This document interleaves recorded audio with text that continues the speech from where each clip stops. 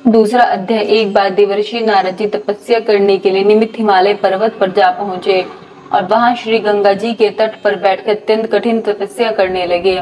उन्होंने निश्चल भाव से सहस्त्रों वर्षों तक घोर तपस्या की। उनकी उस उग्र तपस्या को देखकर देवताओं के राजा इंद्र अत्यंत भयभीत हुए। उन्होंने यह समझा कि नारद जी मेरे इंद्रासन पद की प्राप्ति के लिए संभवतः ऐसी कठिन तपस्या कर रहे हैं। अस्तु इंद्र ने भयभीत होकर यह विचार किया कि मुझे किसी प्रकार नारद जी की तपस्या में विघ्न डाल देना चाहिए। यह निश्चय करके उन्होंने अपने मित्र कामदेव को अपने पास बुलाया। जब कामदेव उनके पास आ गया तब उन्होंने उसे संबोधित करते हुए यह कहा, हे मित्र, तुम्हारी सहायता से मैंने अनेक अहंकारियों के अहंकार को नष्ट किया है। इस समय नारद जी हिमालय पर्वत पर बैठे हुए शिव जी की तपस्या कर रहे हैं। मुझे भय है कि कहीं वे अपनी तपस्या द्वारा मेरे इंद्रासन को न छीन ले। अतः तुम कोई ऐसा उपाय करो जिससे नारद जी की तपस्या भंग हो जाए।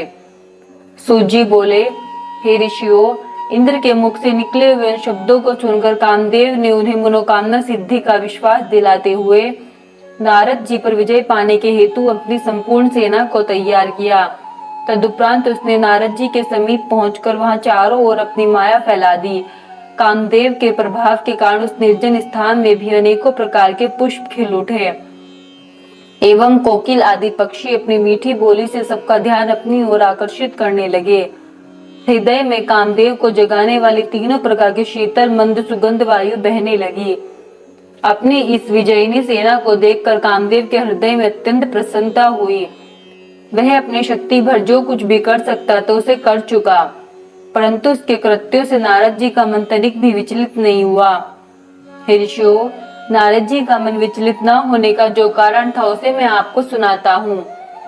कारण केवल यही था कि जिस स्थान पर नारद जी बैठे हुए तपस्या कर रहे थे उसी स्थान पर एक बार पहले सदाशिव ने कामदेव को जलाकर भस्म कर दिया था। तदुपरांत उसे जीवित होने का वर देकर यह कहा था कि अन्य स्थानों पर तेरा प्रभाव भले ही हो, परंतु इस स्थान पर कभी कोई प्रभाव नहीं हो सकेगा। यही कारण था जिससे कामदेव निराश एवं लज्जित होकर इंद्र के पास लौट गया और उन्हें अपने निष्फल मनोरथ होने का सब वृत्तांत कह सुनाया। कामदेव की बात सुनकर देवराज इंद्र की सभा के संपूर्ण सभासद नारद जी की स्तुति एवं प्रशंसा करने लगे। हे ऋषियों, इधर अपनी तपस्या के पूर्ण ज्ञान हो जाने पर नारद जी को योग दृष्टि द्वारा जब यह ज्ञात हुआ कि उन पर विजय प्राप्त करने के लिए यहाँ कामदेव आया था परंतु वह असफल मनोरथ होकर लौट गया है, तो उनके हृदय में कुछ अहंकार उत्पन्न हो गया। उन्होंने यह समझा कि वे कामदेव से अधिक शक्तिशाली है। इस रहस्य को वे नहीं जान सके कि यह मेरा नहीं अपितु इस तपोभूमि का प्रताप है। अस्तु, नारद जी अपने तपोबल पर अत्यंत गर्व करते हुए वहां से उठकर शिव जी के पास जा पहुंचे और अत्यंत प्रसन्न होकर अपनी तपस्या का सब हाल सुनाने लगे। नारद जी की बात सुनकर शिव जी ने उन्हें समझाते हुए कहा, हे देवर्षि, कामदेव पर विजय पाने की सामर्थ्य तीनों लोकों में से किसी के पास नहीं है। तुमने मुझसे तो यह बात कही, परंतु मैं तुम्हें समझाता हूँ कि तुम विष्णु लोक में जाकर इस बात को मत कह बैठना। तुम इस बात को अपने मन में ही गुप्त रखना। हे ऋषियों, अहंकार में डूबे हुए नारद जी को शिव जी की यह बात अच्छी नहीं लगी। अस्तु वे उनसे विदा होकर ब्रह्मा जी के समीप जा पहुंचे। वहां भी उन्होंने अपनी प्रशंसा करते हुए तपस्या तथा कामदेव पर विजय पाने का वृत्तांत कह सुनाया। अपने पुत्र नारद के उस अहंकार को देखकर ब्रह्मा जी ने भी भगवान सदाशिव की भांति उन्हें बहुत कुछ समझाया, परंतु नारद जी के हृदय में अहंकार अपना घर कर बैठा था, इसलिए पिता का समझाना भी उन्हें अच्छा नहीं लगा और वे वहां से उठकर विष्णु लोक में आ पहुंचे। नारद जी को आया हुआ देखकर भगवान विष्णु ने अपने आसन से उठकर उन्हें अपने कंठ से लगाते हुए पूछा, हे देवर्षि, आप अब तक कहाँ रहे? यह सुनकर नारद जी ने अपनी तपस्या तथा कामदेव पर विजय प्राप्त करने का संपूर्ण वृत्तांत उनसे भी कह दिया। उस समाचार को सुनकर भगवान विष्णु शिव जी की इच्छा समझकर मन ही मन हंसते हुए बोले, हे नारद जी, जो मनुष्य ब्रह्म ज्ञानी नहीं और पर ब्रह्म की आराधना से रहित है, उन्हीं के हृदय में मोह की उत्पत्ति होती है। आप तो ब्रह्मचर्य व्रत को धारण करने वाले हैं, तब भला कामदेव आपका अनिष्ट कैसे कर सकता है? भगवान विष्णु के मुख से इन शब्दों को सुनकर नारद जी और भी अहंकार में भर गए तथा इस प्रकार अभिमान पूर्ण वचन बोले, हे प्रभु, मुझे यह शक्ति आपकी कृपा से ही प्राप्त हुई है। हे ऋषियों, इतना कहकर नारद जी भगवान विष्णु से विदा लेकर चल दिए। उस समय भगवान सदाशिव ने अपने हृदय में यह इच्छा की कि जिस मुझे नारद का अहंकार दूर कर देना चाहिए। अस्तु उनकी इच्छा से जिस मार्ग से नारद जी चले जा रहे थे उस मार्ग में स्वर्ग के समान सुंदर एक श्रेष्ठ नगर शीघ्र ही बस गया। उस नगर में शीलनिधि नामक राजा राज्य करता था। जिस समय नारद जी उस नगर से होकर जा रहे थे उस समय उस राजा की कन्या के स्वयंवर का आयोजन हो रहा था। उस राजकन्या की सुंदरता पर संपूर्ण संसार मुग्ध था। नगर निवासियों द्वारा जब नारद जी को यह वृत्तांत ज्ञात हुआ तो वे भी उस स्वयंवर में जा पहुंचे। अब राजा शीलनिधि ने अपनी सभा में नारद जी को पधारते हुए देखा तो उसने आगे बढ़कर उनका अत्यंत सम्मान किया, फिर उन्हें ले जाकर अपने आसन पर बैठा दिया। इसके उपरांत उस राजा ने अपनी परम सुंदर कन्या को भी बुलाकर नारद जी के सम्मुख उपस्थित कर दिया। बहुत समय तक नारद जी उस कन्या के अनुपम स्वरूप को अपलक दृष्टि से देखते रहे। तदुपरांत जब उन्होंने उस कन्या के लक्षणों का विचार किया तो यह पाया कि जो भी मनुष्य इस कन्या का पति होगा वह संसार में अमर होकर अक्षय कीर्ति को प्राप्त करेगा और युद्ध में कभी किसी से भी परास्त न हो सकेगा। कन्या के इन लक्षणों को विचार कर नारद जी वहां से उठकर अपने मार्ग पर फिर चल दिए, परंतु इस समय उनका मन काम के वशीभूत होकर उस कन्या को स्वयं प्राप्त करने को लालायित हो रहा था। इस प्रकार वे अपनी बुद्धि के विपरीत कामदेव के जाल में फंस गए। उन्होंने यह भी विचार किया कि जब तक मैं सुंदर नहीं हूं तब तक मुझे उस कन्या का मिलना संभव है, क्योंकि स्त्रियां सुंदरता को ही अधिक प्यार करती है। अस्तु मुझे यह उचित है कि मैं भगवान विष्णु से उनकी सुंदरता मांग लूं और राजकुमारी को मोहित कर अपने साथ विवाह करने के लिए उसे तैयार कर लूं। हे ऋषियों, इस प्रकार निश्चय करके नारद जी वही मार्ग में एक स्थान पर बैठकर श्री विष्णु का ध्यान करते हुए प्रार्थना करने लगे कि हे प्रभु, संसार में आपके समान मेरा हित अन्य कोई नहीं है। अस्तु आप यही प्रकट होकर मेरे मनोरथ को पूर्ण करें। नारद जी की इस प्रार्थना को सुनकर श्री विष्णु भगवान उसी स्थान पर प्रकट हो गए। जब नारद जी ने उन्हें अपना मंतव्य सुनाया तो उन्होंने उत्तर दिया, हे नारद, जिस प्रकार वैद्य रोगी की इच्छा के अनुकूल प्रतिकूल भोजन देता है उसी प्रकार मैं भी आपकी सेवा करूंगा। इतना कहकर श्री विष्णु भगवान अंतर्धान हो गए। नारद जी उनके गूढ़ वचनों का भावार्थ नहीं समझ सके। अस्तु नारद जी का संपूर्ण शरीर श्री विष्णु जैसा हो गया, परंतु उनका मुख बंदर जैसा बना रहा। नारद जी वहां से उठकर शीघ्रता पूर्वक पुनः राजसभा में जा पहुंचे। नारद जी बारंबार उचकाते हुए मन ही मन यह विचार करके प्रसन्न होने लगे कि अब राजकन्या मुझे छोड़कर अन्य किसी को वरण नहीं करेगी। उस सभा में नारद जी के इस नए स्वरूप को कोई नहीं देख सका, अतः सबने उन्हें नारद समझकर ही प्रणाम किया। भगवान सदाशिव के दो गण भी ब्राह्मण का रूप धारण किए हुए बैठे थे। उन दोनों से यह रहस्य छिपा न रह सका। अस्तु वे नारद जी के पास जाकर बैठ गए। उन्होंने मुस्कुराते हुए नारद जी से कहा, हे मुनि श्रेष्ठ, आपको तो भगवान विष्णु ने अत्यंत सुंदर रूप प्रदान कर दिया है। अब भला राजकन्या आपको छोड़कर अन्य किसी को क्यों स्वीकार करेगी? सूत जी ने कहा, हे शौनकादि ऋषियों, इसी बीच वह राजकन्या भी स्वयंवर में आ पहुंची। जब उसने नारद जी के उस भयानक स्वरूप को देखा तो वह अपने मन में अत्यंत अप्रसन्न हुई और मुंह फेर कर दूसरी पंक्ति में अपने योग्य पति को ढूंढने लगी। इधर नारद जी की यह दशा थी कि वे बारंबार उचक उचक कर चारों ओर से उस राजकन्या के समीप पहुंचने का प्रयत्न करते थे। शिव जी के वे दोनों गण नारद जी की इस दशा को देखकर परस्पर और अधिक हास्य कर उठे। ठीक उसी समय भगवान विष्णु सभा में आ पहुंचे। उन्हें देखते ही राजकन्या ने प्रसन्न होकर गले में वरमाला डाल दी। यह देखकर अन्य सब राजा तो निराश हुए ही देवर्षि नारद जी अत्यंत विह्वल हो गए।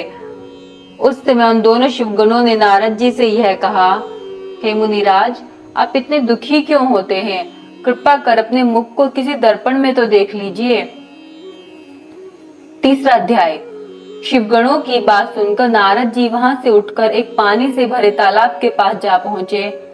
वहां जल के भीतर जब उन्होंने अपने मुख का प्रतिबिंब देखा तो उन्हें अत्यंत आश्चर्य हुआ। अपने उस विकट रूप को देखकर उन्हें अत्यंत क्रोध हो आया और उसी क्रोध में उन्होंने उन दोनों शिवगणों को यह शाप दिया, अरे मूर्खो, तुमने हमारी बहुत अप्रतिष्ठा की है, अतः तुम दोनों भी छली तथा पापी हो जाओ। तुम अपने किए का फल पाओगे, जिससे फिर ऐसा नीच कर्म करने की तुम्हारी हिम्मत ना हो सके। नारद जी के मुख से शाप को सुनकर वे दोनों गण अत्यंत चिंतातुर हो वहां से लौटकर अपने लोक में जा पहुंचे और शिव जी की स्तुति करने लगे। इधर नारद जी भी कुछ देर बाद अपनी यथार्थ दशा में आ गए, परंतु उनके मन में यह विचार निरंतर चक्कर काटता रहा कि विष्णु द्वारा छल किए जाने के कारण ही मेरा यह अपमान हुआ है, अतः या तो मैं विष्णु को शाप दूंगा, अन्यथा अपने प्राण त्याग दूंगा। हे ऋषियों, यह निश्चय कर नारद जी भगवान विष्णु के वैकुंठ धाम को चल दिए। उस समय नारद जी की इच्छा जानकर विष्णु भगवान उन्हें मार्ग में ही मिल गए। विष्णु भगवान के साथ वह कन्या भी थी जिसको उन्होंने स्वयंवर में प्राप्त किया था। अस्तु विष्णु भगवान ने नारद को प्रणाम करके हास्यपूर्ण शब्द में कहा, हे नारद जी, आप इस पर चिंतित होकर कहाँ जा रहे हैं? विष्णु भगवान के ऐसे वचन सुनकर नारद जी अत्यंत क्रोधित हो उठे और उसी क्रोध अवस्था में नारद जी के मुंह से यह शब्द निकले, हे विष्णु, तुम इस समय हमको अच्छे मिले, तुम बहुत बड़े छली हो। तुम्हारा वह छल जो तुमने दिति के पुत्रों के साथ मोहिनी रूप धारण करके अमृत को बांटने में किया था, प्रसिद्ध है। तुम्ही ने छल से जलंधर की स्त्री से उसका पतिव्रत धन छुड़ाया। सदाशिव ने भी तुमको वरदान देकर संपूर्ण सृष्टि का स्वामी बनाकर उचित नहीं किया है। अब सदाशिव भी तुमको ऐसा स्वाधीन एवं संपूर्ण सृष्टि का स्वामी बनाकर अपने मन में चिंतित है। अब हम सदाशिव की आज्ञा अनुसार ही तुमको हमारे कर्मों का फल देते हैं, जिससे कि तुम भविष्य में फिर ऐसा कोई काम न कर सको। यद्यपि तुमको सदाशिव ने वरदान दिया है, तो भी हम तुमको केवल शिक्षा देने के लिए शाप देते हैं। नारद जी ने इतना कहकर विष्णु भगवान को यह शाप दिया, हे विष्णु, तुमने जिसके कारण हमारा मुख का ऐसा कर दिया था, वही वानर तुम्हारी सहायता करेंगे। जिस स्त्री के लिए तुमने हमारा अपमान किया, तुम भी उसी स्त्री के वियोग में अत्यंत दुखी होकर वन वन में घूमते फिरोगे। विष्णु जी ने यह सुनकर नारद जी के चरणों पर अपना मस्तक रख दिया, परंतु नारद जी ने उन्हें क्षमा नहीं किया। भगवान सदाशिव ने यह देखकर नारद जी के मन से अपनी माया हटा ली। उस समय ना तो नारद जी की ही वह दशा रही और न ही वहां कोई स्त्री दिखाई दे रही थी। तब नारद जी ने आश्चर्यचकित होकर खेद प्रकट करते हुए कहा नहीं जा सकता कि यह सब वृत्तांत सत्य है या मैंने कोई स्वप्न देखा है। फिर आपकी माया अपरंपार है, जिससे हम जैसे बुद्धिमान भी भ्रमित हो जाते हैं। कहते हुए नारद जी विष्णु जी के चरणों पर गिरते हुए बोले, हे नारायण, आप मेरे शाप का खंडन कर दीजिए तथा जो कठोर शब्द मैंने कहे हैं उस महापाप के लिए मुझे क्षमा कर दीजिए। यह सुनकर विष्णु जी ने कहा, हे नारद, तुमने सदाशिव के वचनों की जो अवज्ञा की है, यह सब उसी का फल मिला है। अब भी उचित है कि तुम चैतन्य होकर सदाशिव को महान समझो। वे ही 3 स्वरूप धारण करके तीनों कार्यों द्वारा संपूर्ण सृष्टि का संचालन करते हैं। वे स्वयं प्रलय के स्वामी हैं। मैं केवल सदाशिव के तप के कारण ही सबसे बड़ा गिना जाता हूँ। हे नारद, तुम उन्हीं सदाशिव की तपस्या करो, क्योंकि उनकी आराधना और तपस्या के बिना कोई भी परम पद प्राप्त नहीं कर सकता है। अब तुम्हें उचित है कि सब कुछ त्याग कर सदाशिव का भजन करो और उनके शतनामों का जाप करो। वे ही मेरी शक्ति है। तुम हृदय में शिव जी के चरणों का ध्यान रखकर देशाटन करो, जिससे तुम्हें दुख न होगा। तुम्हारे लिए यही उचित है कि समस्त भूमंडल पर भगवान सदाशिव की महिमा को देखते हुए काशी जी को पधारो। उसे रुद्र क्षेत्र, वाराणसी मुक्ति क्षेत्र तथा महाशमशान भूमि भी कहते हैं। इतना कहकर विष्णु भगवान अंतर्धान हो गए और नारद जी सदाशिव जी के पास चल दिए। मार्ग में वे दोनों गण भी मिले और वे भी नारद जी के चरणों में गिरकर क्षमा याचना करते हुए बोले, हे ऋषिराज, हम ब्राह्मण नहीं अपितु सदाशिव के गण हैं।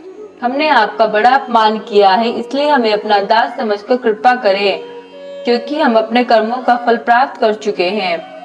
नारद जी ने यह सुनकर खेद प्रकट करते हुए कहा, मेरी बुद्धि भ्रष्ट हो गई थी। सदाशिव की माया अपरंपार है। मैंने जो कुछ कहा है, हे शिवगणों, वह होकर ही रहेगा। परंतु मैं तुम्हें यह वर देता हूँ कि तुम दोनों भाई मुनि के वीर्य राक्षसी के गर्भ से उत्पन्न होंगे। तथा बहुत प्रतापी होंगे। संपूर्ण सृष्टि पर विजय प्राप्त करोगे और अनेक प्रकार के भोग भोग कर भी सदाशिव की भक्ति से अचेत न होगे। अंत में वानर और मनुष्य द्वारा तुम मुक्ति प्राप्त करोगे। इतना कहकर नारद जी पहले सदाशिव के पास तथा फिर ब्रह्मा जी के पास गए और वहां दोनों हाथ जोड़कर उनकी स्तुति करते हुए बोले, हे पिता, आपने विष्णु जी की जो कथा मुझसे कही थी, जिसमें भक्ति, वैराग्य, तप, दान की रीति और तीर्थ आदि का वर्णन है, वह तो मैंने सुनी, परंतु मैं सदाशिव जी की भक्ति से अभी अनभिज्ञ हूँ। इसलिए कृपा कर मुझे क्रम से बताइए कि सदाशिव आदि, मध्य तथा अंत में क्यों रहते हैं और कैसे प्रसन्न होते हैं। वे निर्गुण होकर भी सगुण कैसे हो जाते हैं। आप अपनी तथा विष्णु जी की उत्पत्ति के ऊपर भी प्रकाश डालिए। शिव और पार्वती जी के जितने भी चरित्र हों, कृपा कर उन पर प्रकाश डालिए, जिससे मुझे और आपको भी प्रसन्नता प्राप्त हो। चौथा अध्याय। इतनी कथा सुनकर सूत जी ने कहा, हे शौनकादि ऋषियों, नारद जी का यह प्रश्न सुनकर ब्रह्मा जी ऐसे प्रेम मग्न हुए कि उनकी आंखों से अश्रुधारा बह निकली। उन्हें तन मन, स्त्री पुत्री, घर द्वार आदि किसी का भी कुछ ध्यान न रहा। बहुत देर बाद जब वे प्रकृतिस्थ हुए, तब शिव शिव कहते हुए तथा शिव जी का ध्यान करते हुए हंसकर बोले, हे नारद, तुम्हें बहुत बहुत धन्यवाद है। तुमने मेरे संपूर्ण कुल को मुक्त कर दिया है, क्योंकि तुम्हारे हृदय में भगवान सदाशिव की भक्ति उत्पन्न हुई है।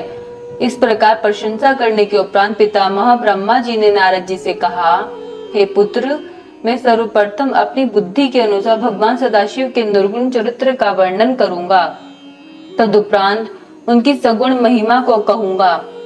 तुम्हें यह जान लेना चाहिए कि जिस समय सृष्टि का कहीं चिन्ह भी नहीं था, उस समय भगवान सदाशिव ही निर्गुण रूप से सर्वत्र व्याप्त सच्चिदानंद स्वरूप उस एकमात्र पर ब्रह्म थे। वे भगवान सदाशिव सत्य एवं परमानंद रूप है। वे मन तथा वचन के स्वामी हैं और नाम रूप से हीन हैं। वे किसी के वशीभूत न तो देखने में आते हैं और ना ही कोई उनका आदि अंत ही जानता है। वे किसी के वशीभूत न होकर संपूर्ण सृष्टि के स्वामी बने हुए हैं। वे ही मनुष्य के कर्मों के साक्षी हैं तथा सर्वव्यापक होते हुए भी सबसे भिन्न रहते हैं। हे नारद, उन शिवजी की स्तुति करने में सहस्र फणधारी शेषनाग भी हार गए हैं। योगी लोग उनका भजन करते, परंतु उनके आदि और अंत को नहीं जान पाते। वे निर्गुण स्वरूप वाले प्रभु बिना कान के ही सब कुछ सुन सकते हैं, बिना आंख के ही सब कुछ देख सकते हैं, बिना नाक के ही संपूर्ण सुगंधियों को सूंघ सकते हैं, बिना मुख के ही संपूर्ण पदार्थों का भोजन करते हैं, बिना जिह्वा के संपूर्ण विद्या को पढ़ते हैं। जिन स्वामी को ऐसी विचित्र महिमा है, उनकी स्तुति भला किस प्रकार कही जा सकती है। हे नारद, ऐसे निर्गुण स्वरूप भगवान सदाशिव ने जब अपने मन में यह इच्छा की कि हम एक से अनेक हो जाएं, उस समय वे सगुण स्वरूप हो गए। उनके निर्गुण एवं सगुण रूप में कोई अंतर नहीं है। उन्होंने विष्णु और ब्रह्मा को उत्पन्न किया है और वे ही संपूर्ण प्राणियों में प्रतिष्ठित विराट स्वरूप हैं।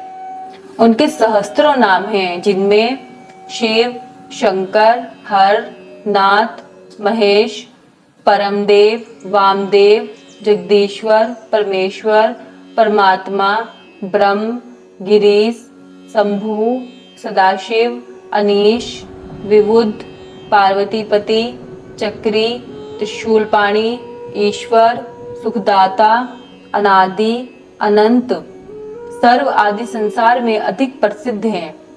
वे भगवान सदाशिव ब्रह्मा एवं विष्णु द्वारा मान प्राप्त करते हैं। संपूर्ण सृष्टि को उत्पन्न करने वाले तथा भक्तों को आनंद प्राप्त कराने वाले वे भगवान उमापति ही सूर्य, चंद्रमा आदि सहस्त्र गुणों से भरी हुई संपूर्ण सृष्टि एवं ब्रह्मा, विष्णु तथा रुद्र के उत्पन्न करता है। इस प्रकार भगवान सदाशिव अपने सहस्त्र नामों से संपूर्ण लोकों में प्रसिद्ध हैं। हे नारद, अब तुम उन त्रिशूल पाणी भगवान शिव के उस सगुण स्वरूप का वर्णन सुनो, जिसको स्मरण करने से ही संपूर्ण पाप नष्ट हो जाते हैं। अपने सगुण स्वरूप में वे मस्तक पर जटाजूट एवं गंगा जी को धारण किए हुए हैं। उनके भाल पर चंद्रमा की कला एवं धनुषाकार त्रिपुंड विराजमान हैं। वे कानों में कुंडल पहने हैं और सूर्य, चंद्रमा तथा अग्नि के समान 3 लाल नेत्रों को धारण किए हैं। उनका प्रभातकालीन सूर्य के समान पहला मुख पूर्व दिशा की ओर रहता है तथा उनका दूसरा मुख दक्षिण दिशा की ओर। उनके कंठ में 3 लकीरें हैं। उस कंठ में विराजित हलाहल की श्यामता भक्तों के मन को अनायास ही हर लेती है। वे अपने गले में मुंडों की माला धारण किए रहते हैं और हाथ में त्रिशूल लिए रहते हैं। उन्हें कोई चतुर्भुज और कोई पंचमुख कहता है। कईयों ने उन्हें दशभुजाधारी भी कहा है। वे अपने उन हाथों में भिन्न भिन्न प्रकार के शस्त्र लिए रहते हैं। उंगलियां भी सुकोमल एवं अरुण प्रभा युक्त है।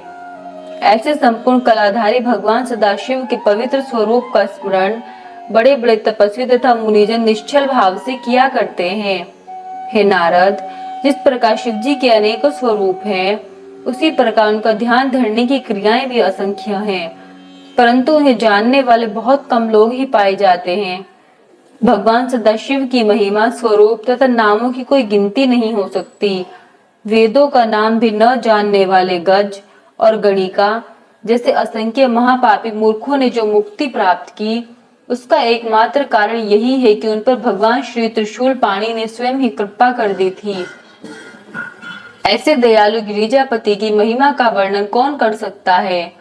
हे नारद, भगवान सदाशिव ने ही अपने आनंद के निमित्त शक्ति को प्रकटा था, अर्थात भगवान त्रिशूल पाणि के तेज द्वारा ही महाशक्ति का जन्म हुआ है। उस महाशक्ति का जो स्वरूप है वह मैं तुम्हें बताता हूँ। वे देवी 16 श्रृंगार किए हुए हैं। उनका शरीर श्याम कमल के समान कोमल है। उनके केश घुंघराले तथा कृष्ण वर्ण के हैं।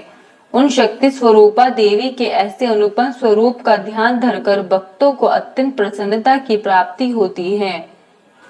हे नारद, भगवान सदाशिव ने उस परम शक्ति को श्यामल रूप में उत्पन्न किया, परंतु अनेकों भक्त उन्हें गौर वर्ण तथा सोने के समान रंग वाली कहकर उनका स्मरण एवं ध्यान करते हैं।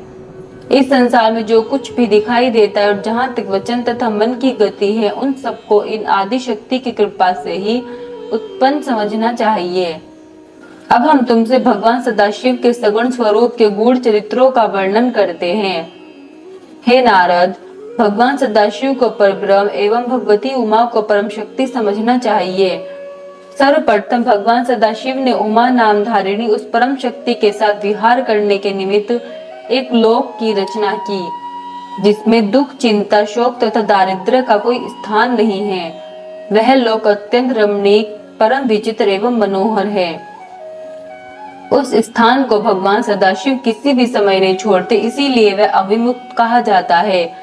वह स्थान सृष्टि के संपूर्ण जीवों को आनंद देने वाला होने के कारण आनंदवन के नाम से भी प्रसिद्ध है। वह स्थान सिद्ध रूप, तेज स्वरूप तथा अद्वितीय होने के कारण काशी भी कहलाता है। उस नगर में भगवान सदाशिव ने अपनी इच्छा से एक ऐसे भवन का निर्माण किया जो अनेकों प्रकार के रत्नों से अलंकृत है, जिसमें मोतियों की झालरें लटका करती हैं और जहां छत्र, विमान तथा असीमित संख्या में रखे हुए हैं। उस लोक अथवा नगर में कल्प वृक्ष के समान मनोअभिलाषा पूर्ण करने वाले सहस्त्रों वृक्ष विद्यमान हैं। उस भवन को भगवान सदाशिव ने अपनी आदि शक्ति सहित सुशोभित किया। उन्होंने परम शक्ति को संबोधित करते हुए कहा, हे प्रिय, यह लोक अत्यंत उत्तम, परम पवित्र एवं प्रसन्नता प्रदान करने वाला है। अतः यह मुझे तथा तुझे अत्यंत प्रिय है। यहाँ किसी भी प्रकार के दुख का कभी प्रवेश न हो सकेगा। जो मनुष्य यहाँ पहुंच जाएगा वह नरक के दुखों से मुक्त हो जाएगा। हम इस काशी की जो प्रशंसा करते हैं सो कोई आश्चर्य की बात नहीं है, क्योंकि इसकी स्तुति का वर्णन करने में वेद भी असमर्थ है।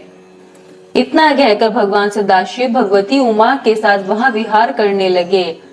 जब उनके हृदय में यह इच्छा उत्पन्न हुई कि हम कोई रचनात्मक कार्य करें, उस समय उन्होंने भगवती उमा से इस प्रकार कहा, हे प्रिय, अब हम कोई ऐसा काम करना चाहते जिससे हम दोनों को प्रसन्नता की प्राप्ति हो। 5वां अध्याय।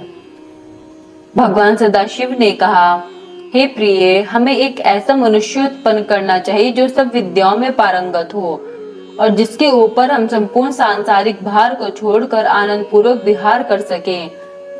भगवान त्रिशूल पाणी के मुख से निकले हुए शब्दों को सुनकर भगवती जगदम्बा जी ने अपने बाईं ओर देखा तो इनकी इच्छा से तुरंत ही एक मनुष्य की उत्पत्ति हुई। वह मनुष्य अत्यंत स्वरूपवान, कलावान, बुद्धिमान तथा शीलवान था। उसका संपूर्ण शरीर श्यामवर्ण चंद्रमा जैसा था। वह अपने भाल पर त्रिपुंड धारण किए हुए था और पीत वस्त्र धारण किए हुए था। उसका प्रत्येक अंग सुडोल एवं परम सुंदर था। वह संपूर्ण विद्याओं का निधान, महाप्रतापी, सिद्ध रूप तथा पवित्र था। वह उत्पन्न होते ही बारंबार दंडवत करता और भगवान सदाशिव एवं भगवती उमा के सम्मुख हाथ जोड़कर खड़ा हो गया। उस सुंदर मनुष्य को देख उमा सहित उमापति शिवजी अत्यंत प्रसन्नता को प्राप्त हुए। वह भी इन दोनों को देखकर बहुत हर्षित हुआ। तदुपरांत उसने हाथ जोड़कर इन दोनों की स्तुति तथा प्रशंसा करते हुए प्रार्थना की, हे पितामह, हे मातेश्वरी, आप मेरा नाम रखकर मेरे योग्य जो कार्य हो उसे बताइए। यह सुनकर श्री शिवजी बोले, तुम्हारा नाम विष्णु होगा। संपूर्ण सृष्टि में तुम्हारे समान तेजस्वी तथा प्रतापी अन्य कोई भी प्राणी प्रकट न होगा। तुम्हारा यश संपूर्ण संसार में निरंतर फैला रहेगा। संसारी मनुष्य तुम्हें हरि, चतुर्भुज, भगवान, अच्युत आदि अनेक नामों से पुकारेंगे। तुम भक्तों का मनोरथ पूर्ण करने के लिए उत्पन्न किए गए हो। अब तुम्हें यह उचित है कि तुम तपस्या करो जिससे तुम्हें अधिक तेज एवं सामर्थ्य की प्राप्ति हो। इतना कहकर भगवान सदाशिव ने विष्णु भगवान को योग विद्या का उपदेश दिया। तब भगवान विष्णु एक स्थान पर बैठकर तपस्या करने में संलग्न हो गए। हे नारद, वे 12 दिव्य सहस्त्र वर्ष पर्यंत एक ही आसन पर बैठे हुए योग साधन द्वारा भगवान सदाशिव का ध्यान करते रहे। परंतु जब उन्हें तपस्या का कुछ भी फल प्राप्त नहीं हुआ तो उनके हृदय में अत्यंत शोक हुआ। उसी समय जिस प्रकार वर्षा में बादल गरजते हैं, ठीक उसी प्रकार यह आकाशवाणी हुई, हे विष्णु, तुम मन लगाकर फिर से तप करो, क्योंकि हम सुगमता से किसी को दिखाई नहीं देते हैं। इस आकाशवाणी को सुनकर उन्होंने पुनः अत्यंत कठिन तप करना आरंभ कर दिया। उस कठिन तपस्या के कारण विष्णु भगवान के पवित्र शरीर से इतना पसीना निकला कि उससे एक नदी बह चली। उस अवस्था में बैठे हुए विष्णु जब मूर्छित हो गए तब उनका नाम तीनों लोकों में हर नारायण प्रसिद्ध हुआ। वे इस प्रकार मूर्छित हो गए कि जैसे कोई निद्रा में शयन कर रहा हो। उसी दशा में भगवान सदाशिव की इच्छा से उन विष्णु भगवान की नाभि से एक कमल की उत्पत्ति हुई। उस कमल की बहुत सी पंखुड़ियां थी। वह देखने बहुत ऊंचा, अत्यंत मनोहर और लंबा था। ब्रह्मा जी बोले, हे नारद, विष्णु को उत्पन्न करने के पश्चात भगवान सदाशिव ने मुझे अपनी दाहिनी भुजा से उत्पन्न किया और उसी कमल में बैठा दिया। मेरा रंग लाल था। मेरे 4 मस्तक थे जो चारों दिशाओं की ओर खुल रहे थे। मेरे अन्य सभी अंग विष्णु के समान ही थे। मैं भी अत्यंत सामर्थ्यवान एवं तेजस्वी था। उसी समय मैंने यह आकाशवाणी सुनी, हे पुत्र, तुम्हारे अज ब्रह्मा, धाता, विधाता, प्रजेश, परमेष्ठी, बहुगर्भ आदि अनेक नाम होंगे, परंतु मैं इस समय यह नहीं जान सका कि मुझे उत्पन्न करने वाला कौन है।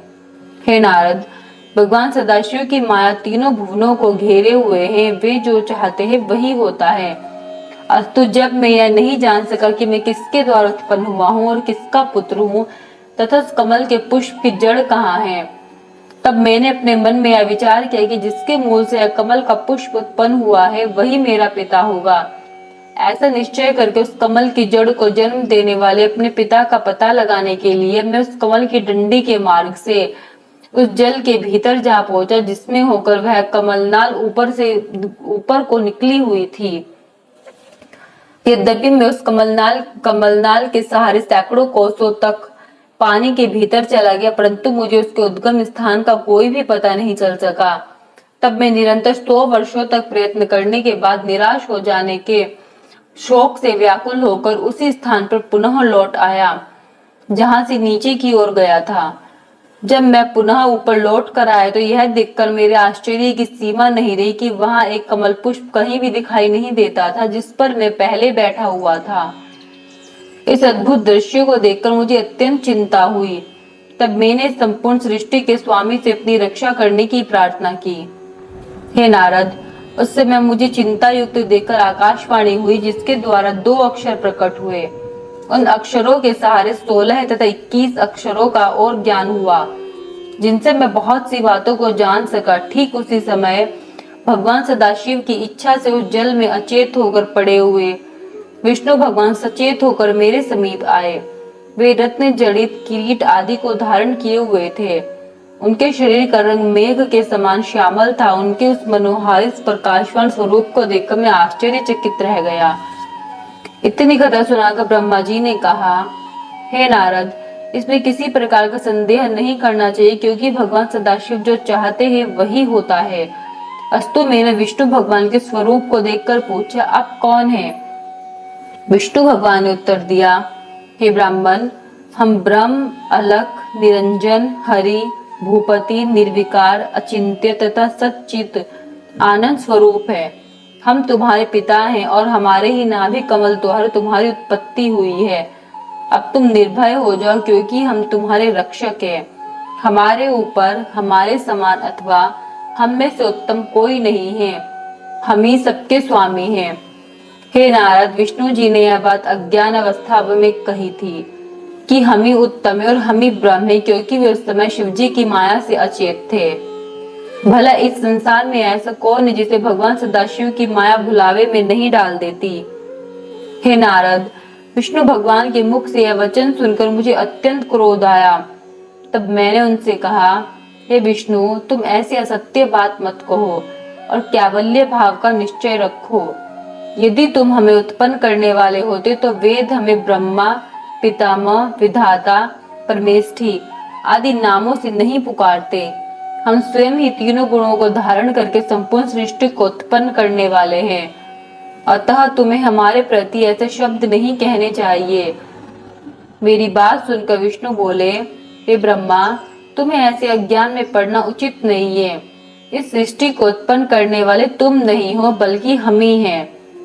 हम ही सब जीवों को उत्पन्न करके उनका पालन करते हैं और प्रलय काल में सबको नष्ट कर देते हैं। हमारे हरि, ईश, अच्युत आदि सर्वोत्तम नाम हैं।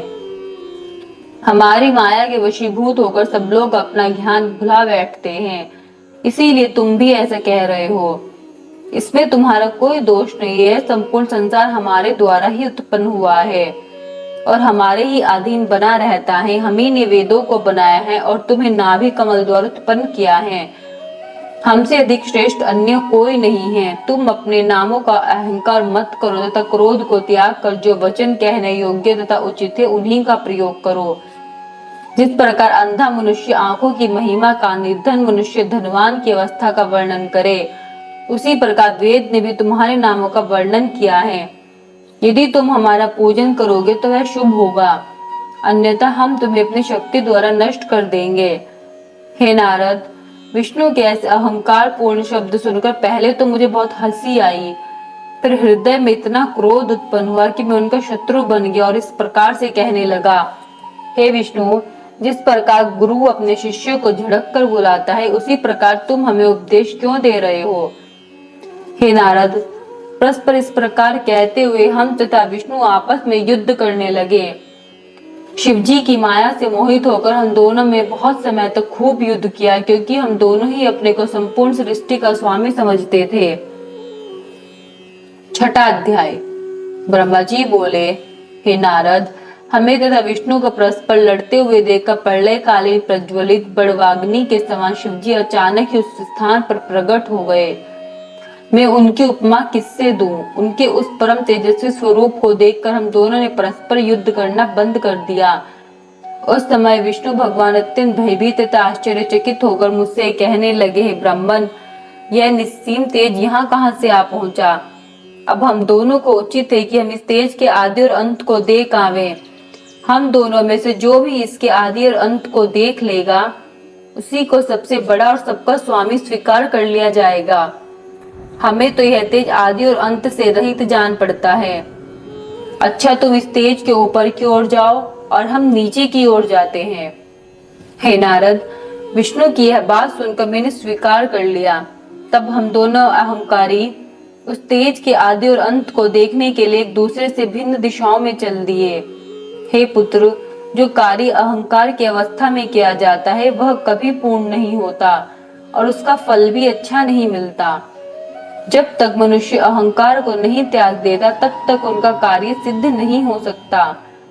हमारे और विष्णु के इस चरित्र को जब मनुष्य प्रातः काल हाथ पांव धोकर ध्यान में लाता है, उसे इस लोक में सुख, आरोग्य तथा परलोक में श्रेष्ठ गति की प्राप्ति होती है।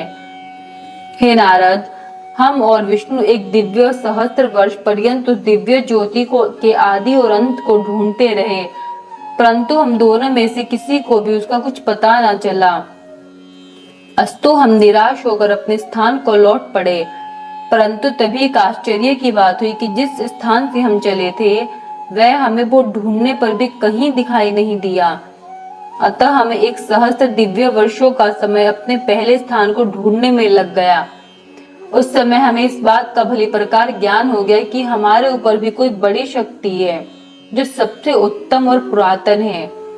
यह बात ध्यान में आते ही हम दोनों उस पवित्र निर्विकार स्वरूप के शरण में गए और परस्पर शत्रुता को त्याग कर भक्ति भाव से उस परम स्वामी की स्तुति करने लगे। हम दोनों की उस प्रार्थना को सुनकर यह आकाशवाणी हुई, हे ब्रह्मा तथा हे विष्णु, तुम दोनों योग साधन करो। हे नारद, उस आकाशवाणी को सुनकर हम दोनों ने योग अभ्यास करते हुए उस अलक्षित स्वामी की स्तुति में इस प्रकार कहना आरंभ किया, हे स्वामी, हम दोनों ने आपकी माया के वशीभूत होकर अपने को सृष्टि की उत्पन्न करता समझ लिया था। अब हम अभिमान को त्याग कर आपको दंडवत करते हैं। आप हमें अपना सेवक जानकर कृपा कीजिए और प्रकट होकर हमें अपना दर्शन दीजिए। जिस समय हम लोग इस प्रकार स्तुति कर रहे थे उसी समय हम दोनों को गूढ़ शब्दों में किसी ने कुछ प्रेरणा दी, परंतु हम उसके तात्पर्य को नहीं समझ पाए। अब हमने दंडवत करते पुनः यह प्रार्थना की कि हे प्रभु, हमारे सम्मुख आकर साकार स्वरूप में प्रकट होकर आप हमें दर्शन दे, क्योंकि आपकी गूढ़ प्रेरणा को समझने में हम दोनों ही असमर्थ हैं। हमारे इस प्रकार कहते ही भगवान सदाशिव ने साक्षात प्रकट होकर हमें अपना वह स्वरूप दिखाया जिसके दर्शन पाकर संपूर्ण संसार मोहित हो जाता है। तदुपरांत प्रणव अर्थात ओमकार प्रकट हुआ। भगवान सदाशिव की माया जानने में असमर्थ होने के कारण हम उसे भी समझने में असमर्थ रहे।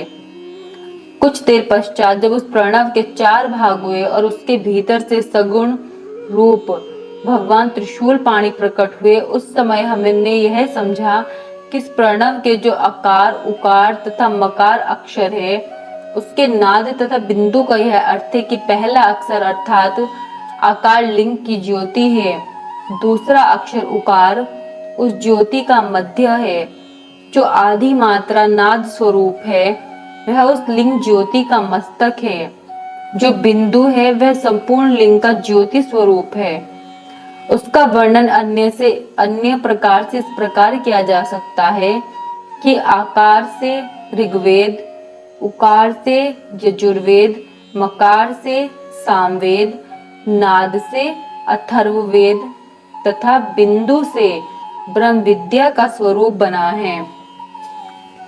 वह इस संपूर्ण सृष्टि में सर्वोत्तम है, उसी को वृषातन कहा जाता है। उसी प्रणव में तीनों लोकों की स्थिति है, वह कभी नष्ट नहीं होता। ब्रह्म से लेकर तरण पर्यंत सभी जीव तथा वस्तुएं उसमें स्थित रहती हैं। ढूंढने पर भी प्रणव के लिंग को प्राप्त नहीं किया जा सकता। चारों वेद तथा 18 पुराणों में उसके भीतर विद्यमान है। हे नारद, वेद भगवान सदाशिव को प्रणव स्वरूप कहते हैं। वे शिव जी अपने दाहिने अंग आकार द्वारा सृष्टि की उत्पत्ति करते हैं और बाएं अंग उकार द्वारा उसका पालन करते हैं। प्रणव स्वरूप शिव के हृदय में जो मकार है उससे प्रलय का प्रादुर्भाव होता है। वर्णमाला के संपूर्ण अक्षरों से भगवान सदाशिव का शरीर अलंकृत है। इन अक्षरों से अलंकृत श्री शिव जी का जो शरीर है उसका स्मरण करने से अत्यंत प्रसन्नता की प्राप्ति होती है। मैंने और विष्णु ने सदाशिव का जब यह प्रणव रूप देखा तो अत्यंत प्रसन्न होकर हाथ जोड़कर उन्हें दंडवत की तथा हम दोनों ही उनकी बहुत प्रकार से स्तुति करने लगे। 7वां अध्याय। ब्रह्मा जी ने कहा, हे नारद, इस प्रकार निर्विकार एवं निराकार परब्रह्म की बहुत प्रकार से स्तुति करने के उपरांत हमने उनसे यह प्रार्थना की, हे प्रभु, आप हमारे समक्ष अपने स्वरूप को प्रकट दीजिए। मेरी तथा विष्णु जी की यह प्रार्थना सुनकर भगवान सदाशिव अपनी परम शक्ति से उसी क्षण प्रकट हो गए। उनका शरीर श्वेत पत्थर के समान गोर था, वे उस पर भस्म मले हुए थे। उनके वामांग में आदि शक्ति महामाया उत्तमोत्तम वस्त्र अलंकारों को धारण किए हुए विराजमान थी। इस प्रकार जब उन्होंने अपना दर्शन दिया तो उनके स्वरूप को देखकर हम दोनों को इतना अधिक आनंद हुआ कि उस प्रसन्नता में हमारे नेत्रों से आंसू बह निकले और वाणी गदगद हो गई। कुछ देर पश्चात जब हमें चैतन्यता प्राप्त हुई तो हम हाथ जोड़कर उनकी स्तुति करते हुए बोले, हे प्रभु, हमारा यह पारस्परिक विवाद शुभ ही हुआ जो हमें आप परम प्रभु के दर्शन प्राप्त करने का सौभाग्य मिला। निश्चय ही हमारे शुभ कर्मों का उदय हुआ है जो हम आपको देखकर लोक परलोक का आनंद प्राप्त कर रहे हैं। हे प्रभु, हमसे जो कुछ भी अपराध हुआ उसे आप कृपा पूर्वक क्षमा कर दीजिए। हम दोनों ने भगवान सदाशिव को अपना स्वामी स्वीकार किया और अत्यंत नम्रता पूर्वक अपने हाथ जोड़ते हुए इनकी महान महिमा का वर्णन किया। तत्पश्चात हम अपने मस्तक को नीचे झुकाए उनके चरणारविंदों की ओर देखने लगे। 8वां अध्याय। ब्रह्मा जी ने कहा, हे नारद, मेरे तथा विष्णु द्वारा की गई स्तुति को सुनकर भगवान सदाशिव ने मुस्कुराते हुए इस प्रकार कहा, हे ब्राह्मण तथा हे विष्णु, तुमने हमारी माया के मोह में पड़कर परस्पर युद्ध किया और अंत में हमने तुम दोनों का अपना भक्त जानकर अपना लिंग स्वरूप प्रकट किया, जिसे तुम दोनों में कोई नहीं पहचान सका। अब तुम्हें यह उचित है कि पारस्परिक विरोध भाव को त्याग कर तुम दोनों ही अहंकार को नष्ट कर दो और वह कार्य करो जिसकी हम तुम्हें आज्ञा देते हैं। हे नारद, इतना कहकर भगवान सदाशिव ने श्वास के मार्ग द्वारा मुझे संपूर्ण वेद पढ़ा दिए। तदुपरांत वे 5 मंत्र भी बताए जिनमें संपूर्ण विद्याएं अंतर्निहित हैं। उन्होंने सर्वप्रथम प्रणव की शिक्षा दी जिसके अक्षर वेद कहलाते हैं। शिवजी का सर्वप्रथम वाक्य वही है। तदुपरांत उन्होंने 24 अक्षरों से युक्त वेदों की माता गायत्री का उपदेश दिया। फिर महामृत्युंजय मंत्र की शिक्षा देने के उपरांत उस चिंतामणि मंत्र को सिखाया जो भक्तों को महान सुख देता है। उस वेद तथा मंत्रों को पढ़कर हमें अत्यंत प्रसन्नता प्राप्त हुई। उस समय मैं तथा विष्णु जी कृतज्ञता भरी दृष्टि से उन महेश्वर भगवान की ओर देखने लगे और दर्शन के उस आनंद में आचूड़ निमग्न हो गए। उन परम प्रभु के दर्शन से जो हमें सुख प्राप्त हुआ उसका वर्णन किसी भी प्रकार नहीं किया जा सकता। हमारे इन अनन्य प्रेम को देखकर भगवान महेश्वर को भी बहुत प्रसन्नता हुई। तब उन्होंने मुझसे यह कहा, हे ब्रह्मा, तुम धन्य हो जो तुम्हें मेरी कृपा से संपूर्ण सृष्टि का स्वामी होने का सौभाग्य प्राप्त हुआ है। अब तुम मेरी आज्ञा स्वीकार कर सृष्टि करो। मुझसे यह कहकर फिर वे विष्णु की ओर देखते हुए बोले, हे विष्णु, तुम सृष्टि का पालन करने के अधिकारी हो। तुम हमें वेद का स्वरूप जानो और वेद में जो कुछ लिखा है उसे हमारी आज्ञा मानकर स्वीकार करो। हे नारद, भगवान त्रिशूल पाणी की आज्ञा सुनकर हम दोनों ने उनसे प्रार्थना करते हुए कहा, हे प्रभु, हमें आपकी आज्ञा स्वीकार है, परंतु हम यह चाहते हैं कि आप स्वयं भी कोई अवतार ग्रहण कर हमारी सहायता करते रहें। तीनों लोकों का पालन करने के पश्चात अंत अर्थात प्रलय का अधिकार आप अपने पास रखे, हमारा यही मनोरथ है। इतना कहकर हम दोनों मौन हो गए। तदुपरांत उनकी मौन स्वीकृति पाकर हमने यह बात कही, हे प्रभु, अब आप सर्वप्रथम हमें यह बताइए कि हम किस रीति के अनुसार आपका पूजन करें। यह सुनकर भगवान भूत भावन ने उत्तर दिया, हे ब्रह्मा तथा विष्णु, हमें संसार में तुमसे अधिक प्रिय अन्य कोई नहीं होगा। अब तुम दोनों संपूर्ण चिंता तथा शोक को त्याग कर सुख पूर्वक अपना कार्य करो तथा उस कार्य द्वारा अन्य लोगों को भी सुख पहुंचाओ। हमने तुम्हें कुछ देर पूर्व जो अपना लिंग स्वरूप दिखाया था उसका पूजन करना सर्वथा योग्य है। उसी के पूजन से सुख की प्राप्ति होगी। उस लिंग की उत्पत्ति का भेद यह है कि संपूर्ण संसार जिस क्षेत्र में लीन हुआ है उसी को लिंग कहते हैं। अस्तु, ऐसे लिंग के पूजन से श्लोक तथा परलोक में सुख प्राप्त होता है। लिंग के पूजन की महिमा अनंत है।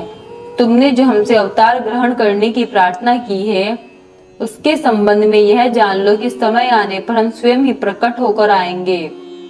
हमारे उस अवतार का नाम रुद्र होगा। हम चारों अर्थात ब्रह्मा, विष्णु, शिव और शक्ति एक ही स्वरूप है। जो व्यक्ति हम में से किसी प्रकार का भेद समझेगा, उसे बहुत दुख उठाना पड़ेगा। इतना कहकर भगवान सदाशिव ने एक बड़े गुप्त भेद को प्रकट करते हुए मुझसे यह कहा, यह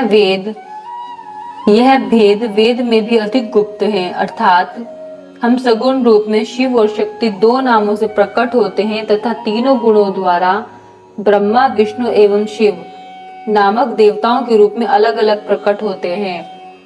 किसी कल्प में पहले विष्णु, फिर ब्रह्मा, तदुपरांत रुद्र की उत्पत्ति होती है, तो किसी कल्प में पहले शिव, फिर विष्णु और तत्पश्चात ब्रह्मा की उत्पत्ति होती है। इस प्रकार तुम दोनों शक्ति के चिन्ह से रजोगुण एवं सतोगुण को ग्रहण करते हो। हर अर्थात महादेव हमारे ही अंश से उत्पन्न होकर हमारे ही तमोगुणी स्वरूप हैं। उनके अधीन प्रलय कार्य रहता है। अस्तु, जिस प्रकार हम तमोगुणी रुद्र का स्वरूप धारण कर प्रकट होंगे, वह सब हमने तुम्हें बता दिया। तुम दोनों श्याम एवं लाल वर्ण का स्वरूप धारण किए हुए हो, अतः हम श्वेत रूप धारण करेंगे। तुम दोनों पर तमोगुण का प्रभाव न होगा, परंतु हमारे रुद्र स्वरूप की स्थिति होगी कि वह तमोगुण से संयुक्त होने पर भी दिन रात पवित्र योग में निमग्न रहेगा। हे नारद, मुझे यह आज्ञा देकर भगवान सदाशिव ने विष्णु जी की ओर देखते हुए यह कहा, हे विष्णु, तुम संपूर्ण जीवों का भली प्रकार पालन करना। हमारे दाहिनी ओर से ब्रह्मा, बाएं ओर से विष्णु तथा हृदय से रुद्र की उत्पत्ति होगी। हमारी शक्ति जो उमा है, वह भी दो अंशों में प्रकट होगी, जिससे तुम अलग अलग नहीं समझे जाओगे। पहले अंश से वे लक्ष्मी स्वरूपा होकर तुम्हें प्राप्त होंगी और दूसरे अंश से सरा होकर ब्रह्मा को प्राप्त होंगी। उनके उमा स्वरूप को हर स्वीकार करेंगे, उस समय संसार में उनका नाम सती प्रसिद्ध होगा।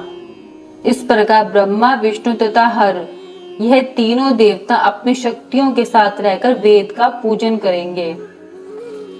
अस्तु, तुम दोनों को उचित है कि तुम हमारी आज्ञा का अनुसरण करो। ब्रह्मा का एक दिन सहस्त्र चतुर्युगी का होगा। इस प्रकार की 100 वर्ष की आयु ब्रह्मा की होगी। ब्रह्मा की संपूर्ण आयु का समय विष्णु के आधे दिन के बराबर होगा और विष्णु की संपूर्ण आयु का समय हर का एक दिन होगा। ऐसा एक दिन व्यतीत हो जाने पर हमारा सगुण स्वरूप निर्गुण होकर प्रलय कर दिया करेगा। इतना कहकर भगवान सदाशिव ने हम दोनों के मस्तक पर अपने दोनों हाथ रखे। इस प्रकार उपदेश तथा शिक्षा देकर जब भगवान शिव अंतर्धान हो गए, तब हम दोनों शोक से व्याकुल हो हाथ जोड़कर शिव शिव कहते हुए जिस ओर वे गुप्त हुए थे, उसी ओर मुंह किए बारंबार दंडवत करते रहे। 9वां अध्याय। ब्रह्मा जी बोले, हे नारद, भगवान सदाशिव की आज्ञा पाकर विष्णु भी कुछ देर पश्चात अंतर्धान हो गए और उन्होंने संपूर्ण लोक को ब्रह्मांड से पृथक कर दिया। अस्तु, उन्हीं सदाशिव की कृपा से शक्ति को प्राप्त कर मैंने ब्रह्मांड अर्थात सर्वोत्तम सृष्टि को उत्पन्न किया। अब मैं तुमसे जीवों की उत्पत्ति का वर्णन करता हूँ कि वे प्रकृति और पुरुष द्वारा किस प्रकार उत्पन्न होते हैं। जब भगवान सदाशिव तथा उनकी परम शक्ति प्रकृति ने इच्छा की, तो उनकी इच्छा द्वारा सर्वप्रथम बुद्धि की उत्पत्ति हुई। उस महत्व से अहंकार एवं अहंकार से सतोगुण, रजोगुण तथा तमोगुण की उत्पत्ति हुई। इन तीन गुणों द्वारा पृथ्वी एवं आकाश उत्पन्न हुए। इसी प्रकार क्रम अनुसार देवता, मनुष्य आदि योनियों की उत्पत्ति हुई। फिर मैंने भगवान सदाशिव के चरणों का ध्यान धरकर सर्वप्रथम सनक, सनंदन, सनातन, सनत कुमार एवं ऋभु, इन 5 मनुष्यों को उत्पन्न किया। ये सब भगवान सदाशिव का ध्यान धरने के अतिरिक्त और कुछ नहीं जानते थे। इन्होंने मुझसे यह कहा कि हम लोग सृष्टि उत्पन्न करने का काम नहीं करेंगे। इस अवज्ञा को देखकर मुझे उनके ऊपर बहुत क्रोध आया, परंतु विष्णु जी के समझाने पर मैंने उस क्रोध को शांत कर लिया। तत्पश्चात मैंने परिश्रम पूर्वक बहुत समय तक तपस्या की, परंतु जब तपस्या को कोई फल न निकला तो मुझे अपने मन में बहुत आश्चर्य हुआ। उस समय में भगवान सदाशिव की माया से ऐसा भयभीत हुआ कि मेरे नेत्रों से आंसुओं की बूंदें टपकने लगी। इस समय भगवान सदाशिव ने दयालु होकर मुझे सद्बुद्धि प्रदान की, जिससे मेरे हृदय में इच्छा उत्पन्न हुई कि यदि भगवान त्रिशूल पाणी ही मेरे पुत्र होकर जन्म ले तो संपूर्ण कार्य स्वयं ही सिद्ध हो जाएंगे। इस बात को मन में रखकर मैं बहुत समय तक योग समाधि में लीन हो गया। मेरी इस तपस्या से भगवान सदाशिव अत्यंत भाग से अवतार ग्रहण किया। उन्होंने अपने उस अवतारी शरीर में वे चिन्ह प्रकट कर दिए जिन्हें मैं सर्वप्रथम विष्णु जी के साथ उनका दर्शन प्राप्त करते समय देखा था। इस प्रकार उन्होंने मेरी सहायता करने के हेतु अवतार ग्रहण किया। 10वां अध्याय। ब्रह्मा जी बोले, हे नारद, भगवान सदाशिव इस रूप में प्रकट होकर मुझसे कहने लगे, हे ब्राह्मण, यदि आप हमें आज्ञा दे तो हम वेदानुकूल कार्य करें। मैं ऐसे सुपुत्र को पाकर अपने मन में फूला नहीं समा रहा था। अस्तु मैंने उनसे कहा, जब तुम जैसे मेरे पुत्र उत्पन्न हुए हैं तो मेरे संपूर्ण मनोरथ निश्चय ही पूर्ण हो जाएंगे। मैं वेद के अनुसार तुम्हारे जो 11 नाम है उन्हें बताता हूँ। मन्युमणि, महर्निश, महान, शिव, क्रतुध्वज, उग्रेरता, भव, काल, वामदेव तथा धृतव्रत। तुम्हारे 11 रुद्राणियों के नाम इस प्रकार होंगे: धी, वृत्ति, उष्णा, उमा, नियत्सर, इला, अंबिका, इरावती, सुधा, दीक्षा तथा रुद्राणी। इसके अतिरिक्त रुद्र, महेश्वर, हर तथा जगदीश आदि तुम्हारे अनेक नाम और भी होंगे। पृथ्वी, जल, अग्नि, आकाश और वायु, ये पांचों तत्व तथा सूर्य, चंद्रमा, जीव और हृदय ये योग स्थान तुम्हारे निवास स्थान होंगे। तुम अपनी पत्नियों को भी इन्हीं स्थानों में अपने साथ रखो और संतान की उत्पत्ति करो, जिससे सृष्टि की वृद्धि हो। हे नारद, मेरी बात सुनकर सगुण स्वरूप शिव जी ने भूत, प्रेत, पिशाच आदि सहस्त्रों प्रकार के भयानक जीव उत्पन्न किए, जिन्हें देखकर मुझे अत्यंत आश्चर्य हुआ। तब मैंने भयभीत होकर उनसे कहा, तुम इस संतान को इसी समय नष्ट कर दो तथा श्रेष्ठ पुत्र उत्पन्न करो। यह सुनकर उन्होंने उत्तर दिया, हे ब्राह्मण, जिन जीवों को बार बार जन्म लेना और मरना पड़े उन्हें हम उत्पन्न नहीं करेंगे, उन्हें तो आप ही उत्पन्न कीजिए, आप हमें भूलिएगा नहीं। यह कहकर शिवजी ने अपनी माया को मेरे ऊपर से हटा लिया। उस समय मैंने चैतन्य होकर अपना मस्तक दंडवत करने के हेतु उनके चरणों में झुका दिया। यह देखकर शिवजी ने मुझे ऊपर उठाते हुए मेरे मस्तक पर अपना हाथ फेरा। उस समय सनकादिक भी आकर शिवजी के चरणों में गिर पड़े, उन्हें दंडवत करते हुए स्तुति करने लगे। भगवान सदाशिव ने सब पर दयालु होकर उन्हें उत्तम बुद्धि प्रदान की। तदुपरांत वे मेरे ललाट के मार्ग से गुप्त होकर अपने लोक को चले गए। हे नारद, हम तीनों देवताओं में किसी प्रकार का अंतर नहीं है। अब मैं तुमसे सृष्टि का वर्णन पुनः करता हूँ। 11वां अध्याय। ब्रह्मा जी बोले, हे नारद, भगवान सदाशिव की आज्ञा पाकर मैंने सर्वप्रथम पृथ्वी, आकाश आदि पंच तत्व, पर्वत, मूल और कला आदि को उत्पन्न किया। तदुपरांत अपनी इच्छा से विरची, अग्निरस, शातातप, भृगु, पुलस्त्य, पुलह तथा वशिष्ठ इन सप्त ऋषियों को जन्म दिया। फिर मैंने अपने प्रत्येक अंग से तुम अर्थात नारद, कद्रव एवं दक्ष आदि 10 पुत्रों को उत्पन्न किया। फिर स्तन से मनुष्य, पीठ से पाप और अन्य अंगों से प्रीति, तृष्णा आदि को प्रकट किया। तदुपरांत क्रम अनुसार नक्षत्र, दिशा, दिक्पाल एवं चंद्रमा आदि को उत्पन्न किया। परंतु अपने द्वारा उत्पन्न की हुई इस तामसी सृष्टि को देखकर मुझे अत्यंत चिंता हुई। रात्रि के कारण अब मुझे भूख लगे, मैं राक्षस यक्षादि को खाने के लिए दौड़ा। उस समय मैंने अपने शरीर को भयंकर बनाकर काल को उत्पन्न किया। हे नारद, इसके उपरांत मैंने उस शरीर को त्याग कर स्त्री का स्वरूप धारण किया। उस समय मेरे उस रूप को देखकर सब ऋषि मुनि आसक्त होकर मुझे पकड़ने के लिए दौड़े। तब मैंने शरीर को बदलकर एक दूसरा शरीर ग्रहण कर लिया और अपने घुटनों द्वारा असुरों की उत्पत्ति की। वे मुझे पहचान नहीं सके, अतः निर्लज्ज बनकर काम के वशीभूत हुआ मेरे पास दौड़े चले आए। उनके भय से भयभीत होकर मैंने अपनी रक्षा के लिए भगवान सदाशिव से प्रार्थना की और यह कहा कि हे प्रभु, आप इन दुष्टों को शीघ्र ही नष्ट कर डाले। मेरी प्रार्थना सुनकर भगवान भूत भावर ने अप्रकट रूप से मुझे आज्ञा दी कि तुम अपने शरीर को बदल डालो। तब मैंने उनकी आज्ञा अनुसार अपने शरीर को फिर बदल दिया। जिस समय मैंने शरीर को बदला वह समय सायकाल कहलाया।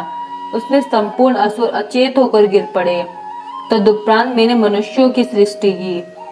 अस्तु मैंने दूसरा स्वरूप धारण कर राक्षस, गंधर्व, यक्ष, गुहे, किन्नर, किंपुरुष, विद्याधर, ईश्वर, भूत, प्रेत तथा स्त्री को उत्पन्न किया।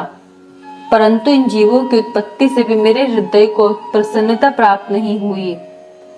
हे नारद, इसके उपरांत मैंने शिवजी की इच्छा से हाथी, सिंह, बैल आदि बुद्धिहीन जीवों को उत्पन्न किया। इस सृष्टि को उत्पन्न करने के पश्चात मैंने यह विचार किया कि यह लोग क्या काम करेंगे। यह सोचकर जैसे ही मैंने श्री शिवजी का ध्यान किया तो चारों वेद उसी समय मेरे द्वारा उत्पन्न हो गए। उनसे मैंने धनुर्विद्या, गान विद्या एवं संपूर्ण कथाओं से युक्त पुराणों को, जिन्हें पंचम वेद कहा जाता है, उत्पन्न किया। इसके बाद मैंने संपूर्ण आश्रम अर्थात ब्रह्मचर्य, गृहस्थ, वानप्रस्थ, संन्यास एवं व्रत, धर्मास्त्र, नीति, मोक्ष, धर्म, अर्थ, काम तथा वैदिक शास्त्र को उत्पन्न किया। इस प्रकार मैं जब संपूर्ण सृष्टि कर चुका तब विष्णु भगवान उसका पालन करने लगे और शिवजी पृथ्वी को स्थिर रखने के कार्य में संलग्न हुए। हे नारद, सृष्टि की उत्पत्ति का यह वर्णन अत्यंत सुख प्रदान करने वाला है। 12वां अध्याय। ब्रह्मा जी ने कहा, हे नारद, अब मैं तुमसे सृष्टि का वर्णन करता हूँ जो समागम से उत्पन्न होती है। यद्यपि मैंने अनेकों प्रयत्न किए परंतु मुझे दृढ़ शक्ति की प्राप्ति नहीं हुई। यह देखकर मैंने अपने संपूर्ण इंद्रियों को वश में करके भगवान सदाशिव की पुनः पूजा की, क्योंकि उनकी प्रसन्नता के बिना कोई भी कार्य पूरा नहीं होता है। शिवजी की इस पूजा से प्रसन्न होकर पुनः दर्शन दिया। उस समय उनका शरीर अर्धांगी था, अर्थात उनके दाहिने और आधे भाग में तो सदाशिव का पुरुष शरीर था और बाईं और आधे भाग में महारानी जगदम्बा का स्त्री रूप था। आधे मस्तक पर जटाएं थे और आधे पर घुंघराले सुंदर केश थे। एक को ललाट का त्रिपुंड लगा हुआ था और दूसरी ओर बिंदी चमक रही थी। एक को डमरू की ध्वनि थी और दूसरे घुंघरू का मधुर स्वर। हे नारद, भगवान सदाशिव के अर्धांगी स्वरूप को देखकर मैं अत्यंत प्रसन्न हुआ और मैंने उन्हें दंडवत करते प्रार्थना की, हे प्रभु, मेरे धन्य भाग्य जो आपने कृपा कर मुझे अपने दर्शन दिए। मेरी स्तुति को सुनकर भगवान सदाशिव हंसते हुए बोले, हे ब्राह्मण, तुमने जिस मनोरथ की प्राप्ति के लिए इतना कष्ट भोगा है उसे हम जानते हैं। तुम्हारी अभिलाषा अधिक संतान उत्पन्न करने की है। इतना कहकर भगवान सदाशिव शक्ति से अलग हो गए। उस समय मैंने शक्ति की महिमा का वर्णन करते हुए कहा, हे महारानी, मैंने आपकी आज्ञा से सृष्टि उत्पन्न करने की चेष्टा की परंतु वह अधिक नहीं बढ़ी। हे अम्बे, अपने कामदेव के आश्रय से सृष्टि उत्पन्न करना चाहता हूँ और आपसे वरदान मांगता हूँ कि मेरा मनोरथ पूर्ण हो। हे जगदम्बे, आप दक्ष की पुत्री के रूप में अवतार ग्रहण करें। मेरे मुख से निकले हुए शब्दों को सुनकर भगवती महामाया ने पहले तो भगवान सदाशिव की ओर देखा, फिर मुझसे यह कहा, हे ब्राह्मण, मैं तुम्हारी पौत्री के रूप में जन्म लूंगी और मेरा नाम सती होगा। जिस समय राजा दक्ष भगवान सदाशिव का अपमान करेगा उस समय मैं अंतर्धान हो जाऊंगी। इतना कहकर वे शक्ति स्वरूपा जगदम्बा पुनः श्री सदाशिव के शरीर से संयुक्त हो गई। तब भगवान भूत भावन भी अंतर्धान हो गए।